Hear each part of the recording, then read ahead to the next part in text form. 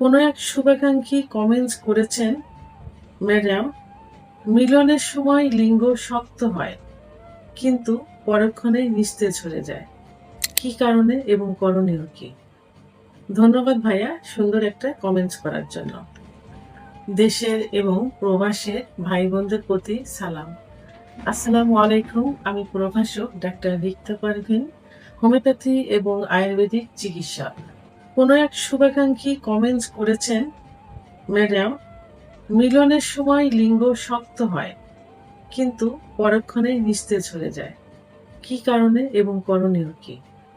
ধন্যবাদ ভাইয়া সুন্দর একটা কমেন্টস করার জন্য। এই কমেন্টসটা কিন্তু অনেকেই করে থাকেন এবং অনেকের চিকিৎসা যখন নিতে আসেন যৌন বিষয়ে তখন কিন্তু একই কথা বলেন যে আমাদের সহবাসের ইচ্ছা হয়, কিন্তু যখন মিলনে যায় ঠিক সেই মুহূর্তে শক্ত হয়ে আবার নিস্তেজ হয়ে যায়। তো এখন এই বিষয়টি নিয়ে আলোচনা করব। প্রথমে আমি বলব যে কেন এটা হয়ে থাকে এবং করণীয় কি? তো আ অনেকের যে কমপ্লেইনটা থাকে যে সহবাসে যখন যাওয়া যায় তখন যখন ফোরপ্লে করা হয়, ফোরপ্লে রানিং আছে, উত্থান হচ্ছে কিন্তু ফোরপ্লে রানিং থাকা অবস্থায় নিস্তেজ হয়ে গেছে। আবার অনেকে বলে থাকে যে আ সহবাসে ইন হব অর্থাৎ ইন্টারকোর্স এ যাব, যোনি স্পর্শ মাত্রই বীর্যপাত হয়ে গেছে। আবার অনেকের কমপ্লেইন যে ভিতরে ইন করার পর ২-১ বার সঞ্চালন করার পরে বীর্যপাত ছাড়াই নিস্তেজ হয়ে গেছে। তো এখন এর প্রধান যে কারণ, সেই প্রধান কারণটা হলো মানসিক কারণ। মানসিক কারণটাই কিন্তু সবথেকে বেশি এখানে প্রাধান্য দেওয়া হয়। এটা হয় অতিরিক্ত দুশ্চিন্তার থেকে এটা হয়ে থাকে, পারফরম্যান্স অ্যাংজাইটি থেকে এটা হয়ে থাকে। অনেকের আ পারিবারিক জীবনে, সাংসারিক জীবনে অনেক দুশ্চিন্তা থাকে। ব্যবসা-বাণিজ্য, চাকরি বিভিন্ন বিষয় নিয়ে আ দুশ্চিন্তায় থাকে। সাংসারিক বিষয় নিয়ে দুশ্চিন্তায় থেকে থাকে। তো এবং মানসিক প্রেশারটা, চাপটা বেশি হয়। যেখানে টেনশন করতে থাকে, ডিপ্রেশনে ভুগতে থাকে। এই এই সমস্যার কারণে আ আ পারিবারিক কারণ, ব্যবসা, চাকরি ইত্যাদি যে কারণে ঝামেলাই হোক না কেন, এই কারণে অতিরিক্ত দুশ্চিন্তা এগুলো থেকে কিন্তু এটা হয়ে থাকে। কারণ কোনো বিষয় যদি রিল্যাক্স না থাকে, যদি ভালো লাগা না থাকে, যদি হতাশাগ্রস্ত থাকে তাহলে কিন্তু সেই বিষয়টাতে মনোযোগ হওয়া যায় না। কারণ অলওয়েজ টাইম একটা মানসিক দুশ্চিন্তার পিছনে কাজ করতে থাকে যে এটা হয়েছে, এটাতেই কি হবে? আ এইসব অর্থনৈতিক সমস্যায় আছি। এটা অনেক সময় স্ত্রীকে বুঝতে দেয় না। এই যে একটা মানসিক দুশ্চিন্তা, এটা থেকেও কিন্তু এটা হয়ে থাকে। কারণ রিল্যাক্স না থাকলে কোন কিছু ভালো লাগে না।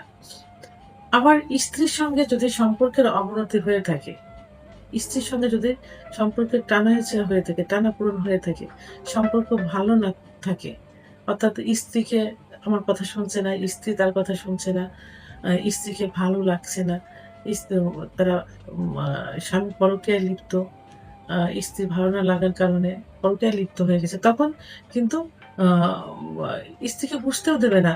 সম্পর্কটা ভালো নেই। এখন যাইতে হবে। আ সে আছে কি সন্তান হয়েছে, পরিবারে আছে। মন রক্ষার জন্য তার কাছে যাইতে হবে। সাময়িক একটু উত্থান হলো, ইচ্ছা হলো কিন্তু পরক্ষণে ওইটা আবার কিন্তু নিস্তেজ হয়ে যাবে। তাহলে সম্পর্কের অবনতির কারণে কিন্তু এমন হয়ে থাকে। আবার পূর্বের ব্যর্থতা।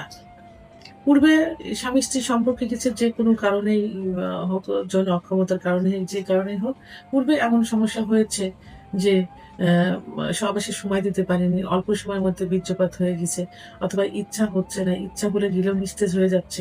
চিকিৎসা নেওয়ার পর ঠিক হয়েছে। কিন্তু সেটা সে ভুলতে পারছে না।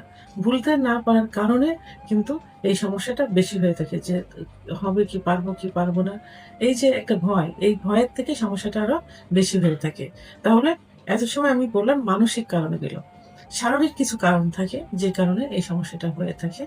শারীরিক কারণের মধ্যে পুরুষের আ সেক্স হরমোন, টেস্টোস্টেরন হরমোন সাধারণত ৩০ এর পরে যে কমতে থাকে। আর সেক্স হরমোনটা বৃদ্ধি পায় কিন্তু গভীর ঘুমে। এই ঘুমটা ৭ থেকে ৮ ঘন্টা হতে হবে এবং অবশ্যই রাত্রে হতে হবে। রাত ১০টা থেকে ৪টার মধ্যে ৫ ঘন্টা গভীর ঘুম দিলে ভোর রাতে ১৫% হরমোন বেড়ে যায়। তখন লিঙ্গ উত্থান হয়ে যায়। তো অনেকের অ্যা অ্যা ৩০ এর পরে যে এই সেক্স হরমোনটা কমতে থাকে। এই অনিয়মের কারণে গভীর ঘুম না হওয়ার কারণে, রাত্রে না ঘুমানোর কারণে এইটা রাত জেগে মোবাইল দেখা, হিসাব নিকাশ করা, ইত্যাদি কারণে এই টেস্টোস্টেরন হরমোন 25 পরে 30 পরে যে কমতে থাকে। এর পেছনে আরেকটা শারীরিক যে কারণ রয়েছে সেটা হলো 30 এখন অনেক আগেই হয়ে থাকে, অনেকের জন্মের পরে হয়ে থাকে, অল্প বয়সে হয়ে থাকে। সেটা হলো ডায়াবেটিস। ডায়াবেটিস, উচ্চ রক্তচাপ, হার্টের সমস্যা, কোলেস্টেরল, শারীরিক এই সমস্যাগুলো থাকলে কিন্তু আ এই এ এই সমস্যাটা সহবাসের ইচ্ছা, উত্থান, সময় এগুলো কমতে থাকে।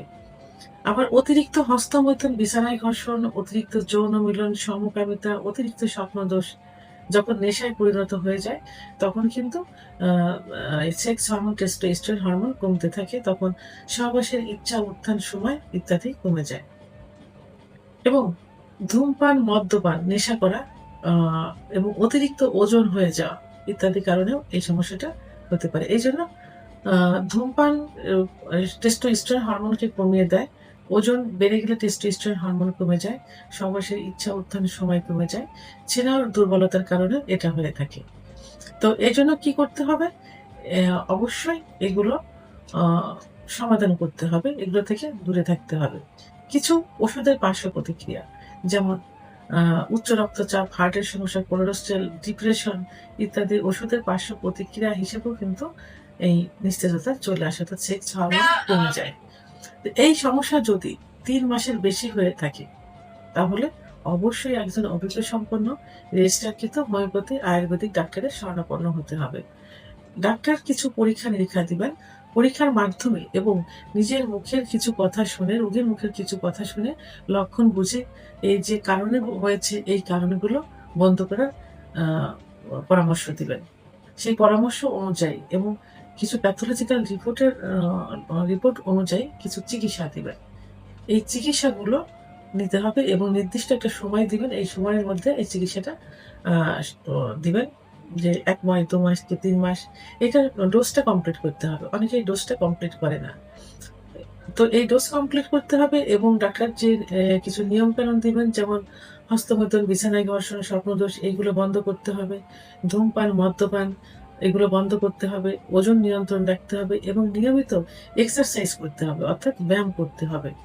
এবং প্রতিদিন ৩০ থেকে ৪৫ মিনিট সকালে এবং সন্ধ্যায় হাঁটতে হবে। আর ডায়াবেটিস, উচ্চ রক্তচাপ, হার্টের সমস্যা এগুলো নিয়ন্ত্রণ রাখতে হবে। হার্টের রোগীদের ডাক্তারের চিকিৎসাধীন থাকতে হবে। এগুলো মেইনটেইন করলে এবং সঠিক ডাক্তারের চিকিৎসা নিলে অবশ্যই এটা থেকে বেরিয়ে আসা সম্ভব হবে। ভিডিওটি সম্পর্কে যদি কোনো মতামত থেকে থাকে অবশ্যই কমেন্টসের মাধ্যমে জানাবেন। আর ভিডিওটি ভালো লাগলে লাইক, কমেন্ট, সাবস্ক্রাইব করে আমার সঙ্গে থাকুন। আল্লাহ হাফেজ।